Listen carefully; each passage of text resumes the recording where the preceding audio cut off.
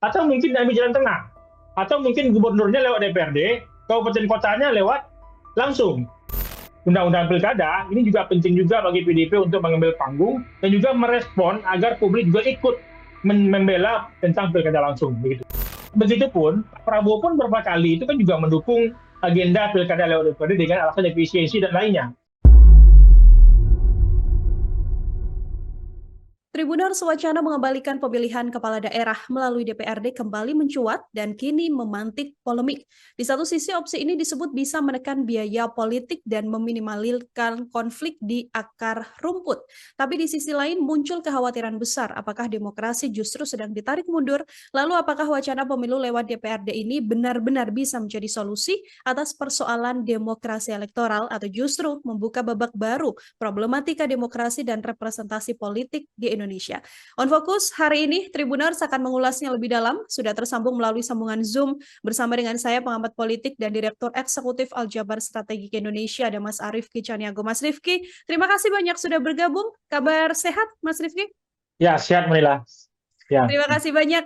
Satu diskusi mengenai politik yang hari ini sedang hangat diperbincangkan. Mungkin saya ingin minta pengantar terlebih dahulu dari Mas Rifki. Bagaimana Mas Rifki membaca adanya wacana pemilihan kepala daerah melalui DPRD dan latar belakang yang kemudian menjadi salah satu alasan di balik ini, Mas?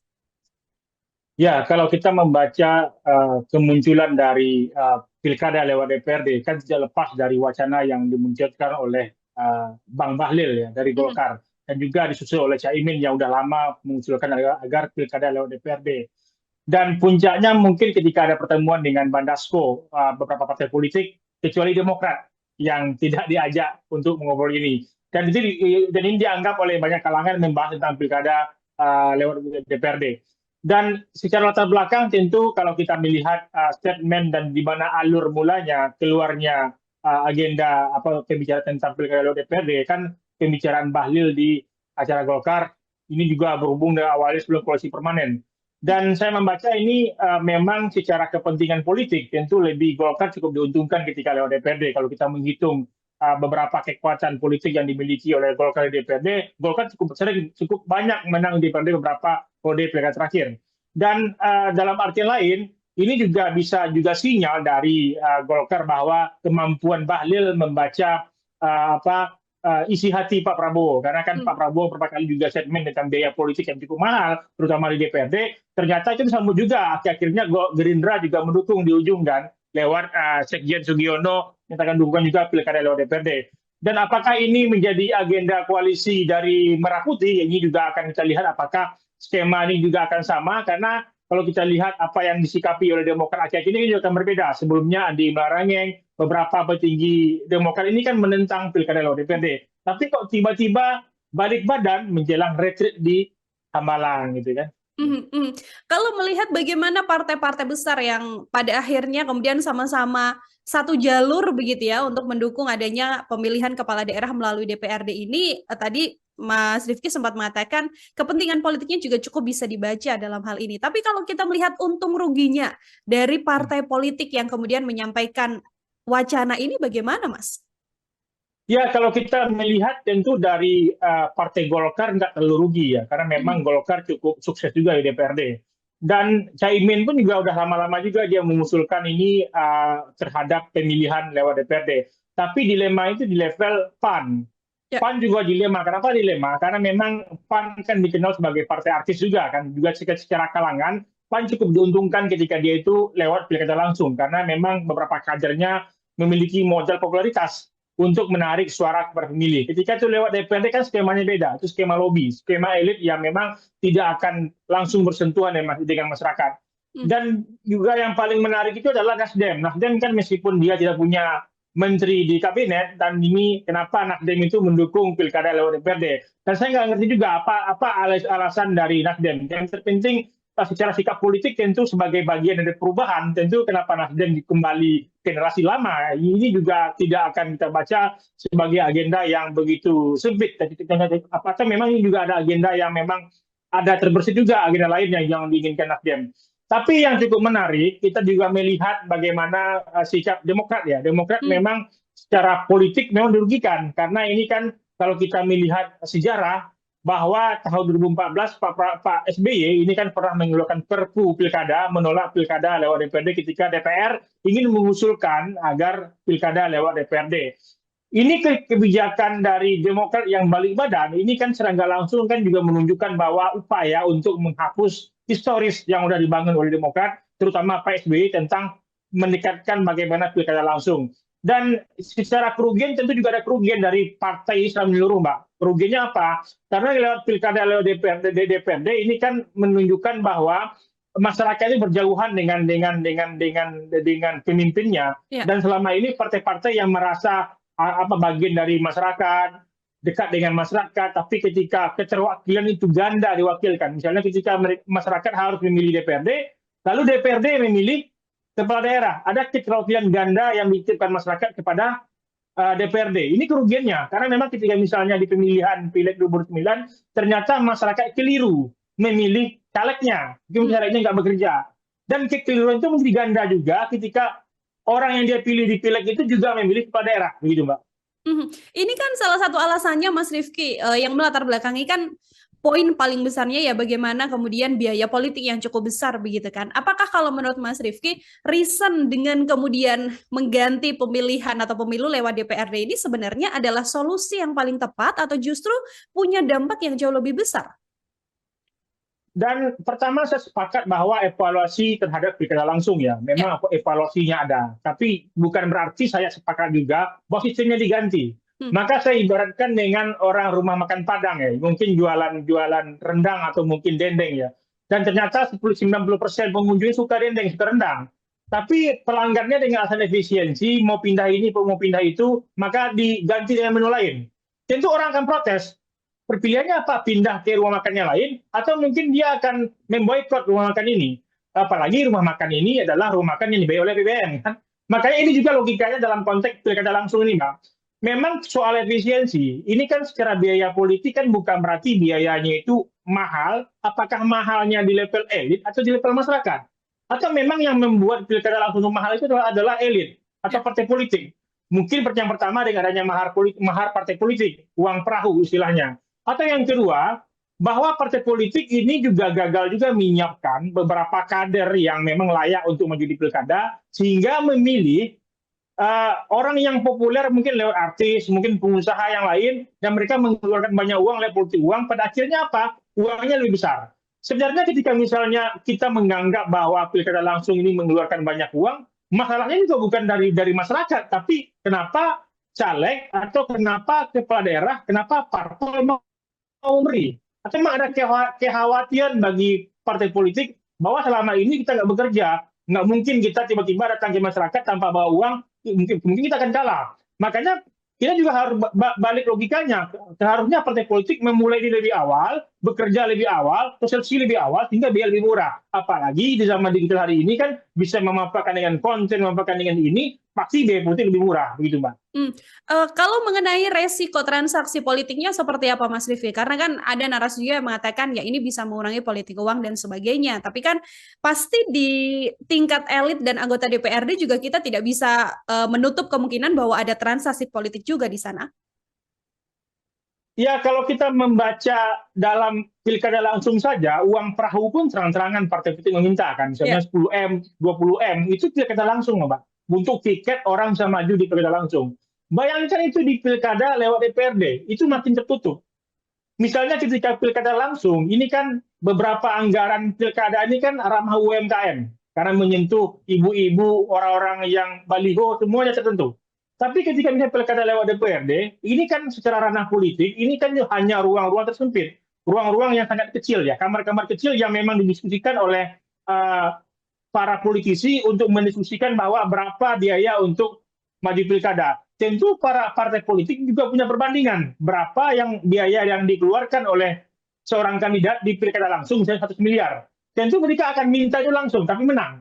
Makanya saya rasa juga nggak akan hilang politik uangnya, tapi memang kelelahan politik bagi elit itu menurun, Mbak. Karena mungkin selama ini partai politik lelah, karena mereka harus mengikuti keinginan publik. Tiba-tiba ada calon yang memang nggak punya duit, tapi dia populer, dapat kepercayaan. pilihan partai politik apa? Ketika dia tidak mendukung, maka partai politik kehilangan trust oleh publik, maka dia mendukung. Ini kelebihan dari pilkada langsung. Tapi ketika dia dialihkan ke pilkada lewat DPRD, secara nggak langsung adalah kandidat harus menyerah ikut dengan narasi yang dimainkan oleh partai politik maupun elit yang menginginkan dia jadi kepala daerah. Ini yang secara nggak langsung ini juga akan kita lihat fenomena yang akan terjadi ketika ada pilkada lewat DPRD. Begitu, Mbak. Dan justru malah angka secara uang perahunya bisa dikatakan bisa berpotensi jauh lebih besar dari yang sekarang ya, Mas Rifki? Ya, tentu lebih besar. Pertama, partai politik punya perbandingan. Pilkada langsung kamu habis berapa. Yang kedua, elit yang akan jadi kepala daerah atau bakal calon kepala daerah tidak punya pilihan, Mbak. Mungkin ketika pilkada langsung, ketika misalnya dia populer, dipercaya oleh masyarakat, ternyata partai dia nggak mengusung dia. Dia pasti punya pertimbangan maju lewat jalur independen. Atau dia cari pindah partai lain yang mungkin biaya lebih murah atau mungkin gratis. Dengan iming-iming jadi kader partai. Tapi ketika itu lewat partai politik, kunci-kunci politiknya dikunci semua lewat elit. Lewat ruang-ruang tertutup. Makanya ini juga akan membuat beberapa kepala daerah yang populer, yang bagus ini juga akan kesusahan untuk bisa jadi gubernur, jadi bupati, jadi wali kota.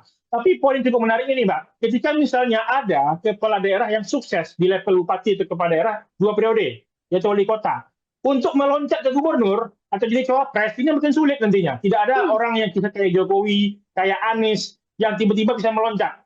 Karena memang dia harus diikat oleh kekuatan yang ada di parpol maupun di elit. Ini yang juga menyulitkan bagi orang-orang yang potensial yang dekat dengan masyarakat bisa meloncat atau mungkin mendapatkan pengaruh yang luar biasa dari audien-audien yang didukung oleh lewat media sosial maupun masyarakat. Gitu.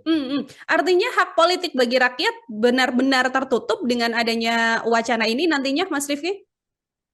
Ya tentu ya, karena memang selama ini kan soal selera, Mbak. Ya. Selera politik ya. Ibaratnya kalau kita membandingkan, kalau misalnya beberapa partai politik atau elit merasa bahwa pilkada DPRD lebih baik. Ibaratnya kalau kita melihat fenomena hari ini, kita merasa bahwa radio itu bagus, iya, tapi itu kan masa lalu. Tapi radio harus beradaptasi dengan era hari ini, apakah dengan digital atau dan lainnya. Tapi kenapa ini adanya pilkada langsung ketika mungkin negara lain itu mulai pilkada lewat online digital, tapi kita kembali lewat DPRD. Ini kan kemunduran dalam kita berlogika tentang politik dan tentang demokrasi. Makanya kita melihat bahwa ketika misalnya ruang-ruang yang seharusnya menjadi ruang partisipasi masyarakat, kalau kita lihat hari ini beberapa influencer, content creator itu gampang untuk bicara tentang hal-hal baik, hal-hal buruk, mungkin kritis terhadap pemerintah di media sosial, tapi tiba-tiba kuncinya tutup, sumber keran suaranya tutup. Mereka nggak bisa lagi menyalurkan aspirasi apakah lewat hukuman elektoral atau mungkin ketika misalnya kepala daerahnya gagal, mereka bisa hukum di pemilu selanjutnya. Tapi ketika itu lewat DPRD, tidak ada ruang itu, Mbak, karena semuanya diputuskan oleh elit gitu. Oke, tadi satu poin bagaimana kemudian kemunduran yang justru dilakukan apabila pemilihan kepala daerah ini melalui DPRD. Pertanyaannya, Mas Rifki, kalau kita melihat sejumlah partai di DPR tadi di awal sempat disinggung oleh Mas Rifki, komposisi kursi di Senayan seperti apa? Karena kan banyak yang mengkhawatirkan kalau melihat komposisi di Senayan sudah pasti wacana ini akan gol begitu. Ya, kalau kita menghitung secara kalkulasi politik ini kan gol. Karena memang Demokrat juga balik badan, memang dalam konteks hari ini PKS masih menunggu doa dari mana, nggak tahu sih, menunggu doa mana yang tepat dan juga dalam apakah lewat langsung atau lewat DPRD. Tapi yang masih jelas memutuskan baru PDIP kan, bahwa mereka akan di luar untuk mendukung pilkada langsung. Dan kalau kita menghitung secara kalkulasi politik, tentu ini juga akan menang. Tapi pertimbangannya ke depan, apakah DPR ini juga akan mau melibatkan masyarakat sipil atau publik atau media atau mungkin kampus dalam mengkaji ini mana sih yang lebih baik untuk menentukan pilkada ini, apakah langsung atau lewat DPRD, atau mungkin ambil jalan tengah, atau mungkin gubernurnya lewat DPRD, kabupaten kotanya lewat langsung, atau secara langsung. Kenapa? Karena memang selama ini provinsi ini kan levelnya kan perpanjangan tangan pusat. Ya. Dia nggak memiliki wilayah seperti wali kota maupun bupati. Makanya jalan tengahnya itu provinsi lewat DPRD, kabupaten kota lewat langsung. Kalau misalnya nggak ada jalan tengah, dan tidak ada gerakan sosial atau masyarakat yang atau demonstrasi juga menolak, ini akan gol. Karena memang potensinya PDIP secara politik mungkin dapat panggung dalam menolak ini, tapi dalam hitung-hitungan politik di DPR, PDIP akan kalah. Oke, Mas Rifki, kalau kita melihat bagaimana kursi yang ada di Senayan begitu ya, meskipun misalnya nanti ada di DPR dukungan yang cukup kuat untuk bisa menggolkan pilkada melalui DPRD ini, ketika di masyarakat kemudian muncul adanya penolakan karena dianggap memotong hak dari pilihan rakyat, apakah masih ada potensi wacana ini diberlakukan atau bisa di stop dan tidak digolkan, Mas? Ya, kalau kita melihat dalam sejarah pilkada, ini kan bukan lagi sejarah yang baru yang dimunculkan oleh elit maupun parpol soal pilkada lewat DPRD. Misalnya tahun 2014, ketika misalnya beberapa anggota DPR, partai politik itu mendorong pilkada lewat DPRD, ternyata itu desakan publik cukup tinggi sehingga muncul Perpu pilkada oleh PSBY. Terus yang kedua, gerakan sosial mungkin saja akan muncul untuk menolak ini, Bang. Karena memang beberapa masyarakat sipil juga sudah mulai bergerak, tapi saya juga akan ragu seberapa sekuat juga orkestrasi yang akan dilakukan oleh PDIP untuk mendapatkan dukungan dari masyarakat luas. Karena memang kalau kita melihat hitung-hitungan kalkulasi partai, ini kecenderungannya akan menang partai di DPR. Dan ini juga kecenderungan, apakah memang beberapa partai politik ini juga akan peduli atau tidak. Nah, ini kan juga penting juga, Mbak. Karena ketika misalnya gerakan sosial tinggi, ternyata parpol nggak peduli. Bahwa mereka juga akan abai, atau mungkin tebal muka aja kan, bahwa kita mungkin baru pemilihan 2024 kemarin, ngapain kita peduli dengan suara masyarakat. Mungkin saja partai juga akan berpikir seperti itu. Buktinya apa? Dengan tingginya desakan agar pilkada lewat DPD ditolak oleh partai politik, gitu, malahan mereka berbondong-bondong berjamaah untuk mendukung pilkada lewat DPRD. Dan ini juga akan kita lihat apakah ini akan sama dengan gerakan Agustus kemarin atau mungkin gerakan yang peduli terhadap bencana di Sumatera. Ketika ini menjadi semua hal yang besar, kemungkinan juga akan ada dibatalkan, Mbak, ketika misalnya resistensi dari publik lebih tinggi. Tapi ketika tidak ada, misalnya PDIP juga gagal mengambil panggung ini untuk mendorong publik agar mengawal soal rancangan undang-undang pilkada, ini juga penting juga bagi PDIP untuk mengambil panggung dan juga merespon agar publik juga ikut membela tentang pilkada langsung, begitu. Bagaimana kemudian dengan peran Presiden Prabowo Subianto dalam konteks ini, Mas Rifki? Tentu kalau kita melihat agenda presiden, tentu kan kalau kita membaca agenda presiden, membaca sikap Gerindra.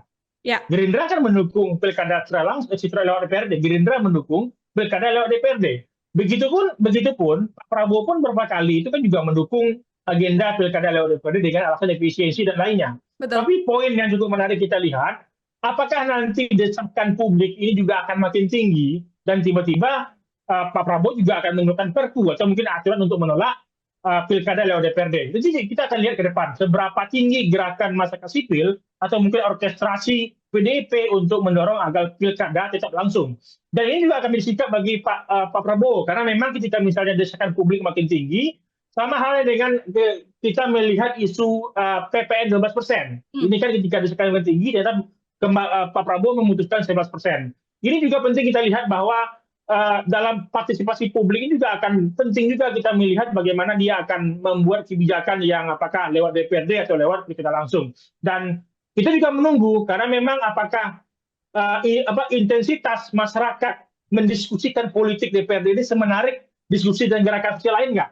Kalau misalnya Agustus ada soal ojol, soal ini kan menarik. Tapi ketika ini mengarah ke pilkada, ke politik, kan nggak semua orang juga tertarik. Makanya ini juga penting juga seberapa penting PDIP meyakinkan publik atau mungkin masyarakat kritis bahwa ada hak yang terancam ketika misalnya pilkada lewat DPRD gitu. Sejauh ini kalau melihat bagaimana sikap dari PDI Perjuangan, sudahkah cukup besar begitu ya untuk bisa memengaruhi atensi dari masyarakat, Mas Rifki? Dan saya rasa PDIP masih belum kuat, Mbak. Karena memang kalau kita melihat beberapa kader PDIP mungkin sudah bersuara.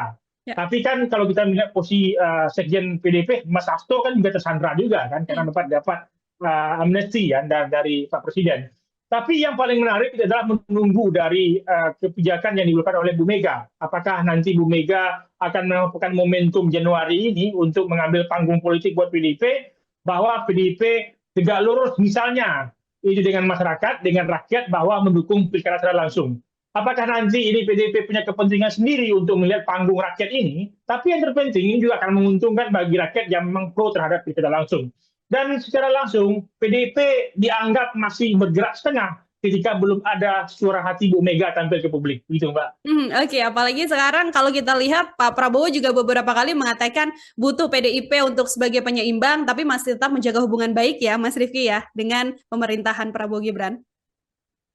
Ini menariknya Mbak sebenarnya. Kalau kita melihat PDIP ini kan memang oposisi setengah hati ya. Artinya memang PDIP merasa dia itu berseberangan dengan Pak Jokowi, meskipun Pak Jokowi bukan lagi presiden.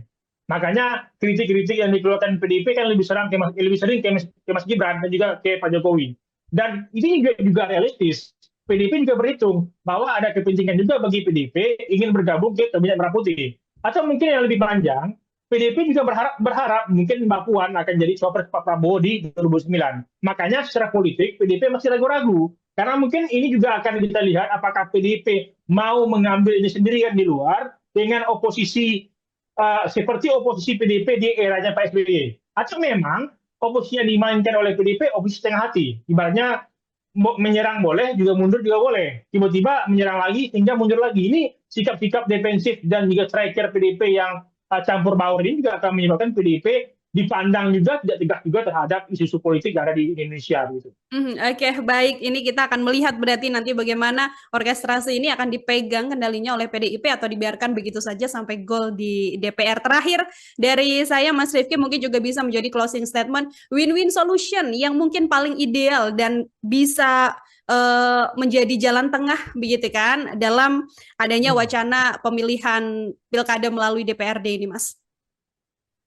Ya, kalau kita melihat jalan tengah, tentu kita nggak bisa memungkiri bahwa kebijakan mungkin undang-undang kita dilahirkan oleh pertarungan di legislatif, di DPR. Dan kalau kita membaca peta politik hari ini, kemungkinan partai politik yang pro terhadap pilkada lewat DPRD akan menang. Tapi kita juga harus melihat bahwa ada selera politik masyarakat juga yang harus dibaca oleh partai politik yang pro pilkada lewat DPRD. Pertama, jalan tengah yang mungkin bisa diambil adalah memang kita ada pilkada lewat DPRD. Itu mungkin saja kita ambil itu adalah provinsi, karena memang provinsi adalah perpanjangan tangan pemerintah pusat. Tetapi kalau kita misalnya memangkas atau memotong ruang kaderisasi politik nasional lewat pilkada di level wali kota maupun bupati, ini salah saja menjauhkan masyarakat dengan pemimpinnya. Karena di level wali kota maupun bupati kan sebuah hal yang ketika masyarakat ada bencana nasional, ada krisis di bawah, di lokal, ini kan orang menggaduh ke bupati dan juga wali kota. Ketika ini dipilih secara lewat DPRD, ini makin menjauhkan masyarakat dengan pemimpinnya, Mbak. Karena kita juga harus akui bahwa dengan pilkada langsung saja, itu masih banyak kepala daerah yang masih berjauhan dengan masyarakat. Apalagi nanti dipilih lewat DPRD. Ini menunjukkan nantinya bahwa kepala daerah terpilih akan merasa bahwa hanya akan ada utang budi dengan masyarakat, utang budi dengan parpol sama elit. Logika ini juga akan membahayakan di level bupati sama wali kota. Makanya saya rasa jalan tengahnya adalah gubernur lewat DPRD atau bupati wali kota secara langsung. Oke, jadi masih ada opsi bagaimana suara rakyat juga masih bisa ditampung dengan memilih bupati dan wakil bupati atau wali kota begitu ya. Tapi karena tadi gubernur ini kan urusannya langsung dengan pusat ya, Mas Rifki ya. Jadi artinya kalaupun harus melalui DPRD juga menjadi solusi yang sedianya ideal. Kita akan sama-sama menunggu, Mas Rifki, bagaimana nantinya kursi-kursi di Senayan para anggota Dewan yang terhormat untuk kemudian nanti menggolkan narasi ini atau kemudian bisa mempertimbangkan berbagai pro dan kontra yang ada di masyarakat seperti itu. Mas Rifki, luar biasa sekali. Terima kasih banyak untuk kesempatannya berdiskusi bersama dengan saya. Semoga di lain waktu ada kesempatan kembali untuk berbincang. Selamat beraktivitas kembali. Selamat siang, Mas Rifki. Ya, Mbak. Ya, demikian Tribuners obrolan saya bersama dengan pengamat politik dan Direktur Eksekutif Aljabar Strategi Indonesia, Mas Rifki Caniago, mengenai untung rugi pilkada melalui kursi DPRD. Nantikan obrolan saya bersama dengan sejumlah narasumber lain dan tema-tema lain hanya dalam Tribun Fokus. Sadila Irda pamit undur diri. Terima kasih banyak dan sampai jumpa. Download Tribun X sekarang. Menghadirkan lokal menjadi Indonesia.